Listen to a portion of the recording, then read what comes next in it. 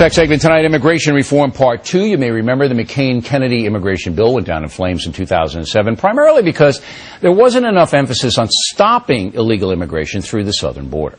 Well, now we have the border fence and beefed up security down there, and things are much improved. Economy has something to do with that as well.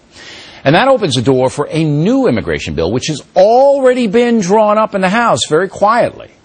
Let's not analyze radio talk show star Lou Dobbs. So what do you want to see in the bill? I'd like to see in the bill, and Gutierrez has put forward precisely what everyone would have expected. It is basically a list of what the open borders, amnesty at any cost crowd want. And that's understandable. It's fine. But what we really need harkens back to June 28, 2007, as you suggested. And that is to go to the amendment introduced by Senator Jim Webb. And that is a compromise, centrist piece of legislation that will meet the demands of most of the people who are in this country illegally and the needs of those people. Well, let's get specific. Sure. Let's run it down. Okay. You got people who broke civil law by coming in here. And they're here. And they're established, and they have children and this and that. Right. You don't want to deport them, do you? Absolutely not. Okay. So you don't deport them for humanitarian reasons primarily. You are rewarding bad behavior in a sense by not deporting them. There's no question But let's be realistic. They're here. Their children are here. Okay. What do they have to do then to stay here and get papers to work? What do they have to do? I think the essence of the legislation in 2007 is right. Pay a fine. Right. Learn English. Right. Commit to assimilation in the United States.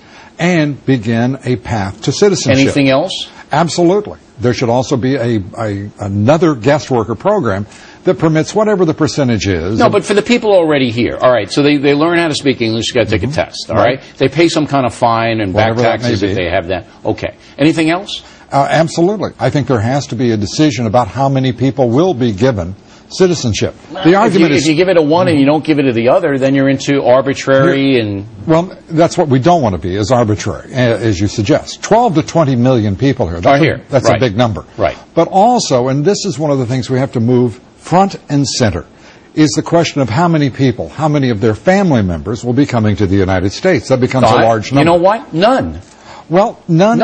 I mean, because you can't do that. Once you start to say, well, we'll let you stay here, but you can bring over mom, dad, and your cousins. No, it just gets out of control. I'm sorry. I mean, maybe I'm being a hard guy on this, but... Well, what's funny about that is usually I'm accused of being a hard guy. You have to be realistic. They can come and visit, and they can apply for legal visas like everybody else applies, but you can't guarantee they're going to come here, Lou. That's crazy. I believe that you have to look at what is in prospect here, Bill, and that is a demand for direct family members, brothers, sisters, parents, to be brought into this country. Will there be 3 on average? Will there be 2?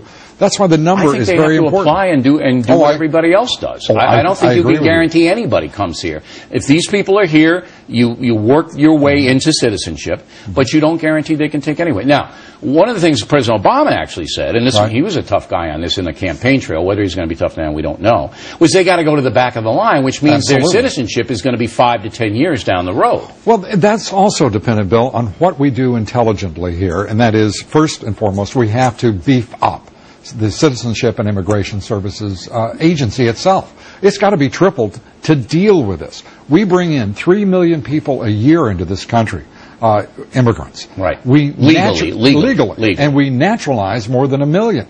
We will be talking about a process in which we are going to be handling at least triple that in applications and process over the course of the next 5 years. The Obama people are good at setting up bureaucracies. They're good at expanding the government, so I don't have any doubt they could probably do that. My last question is, you sound very moderate. As you said, I'm the tougher guy here. Why do the Hispanics come after you so hard? Because I think, in part, one thing is my own stupidity. I put forward the statement, rational, effective, humane policy, no matter what it is, immigration policy, but as a condition preceding border security.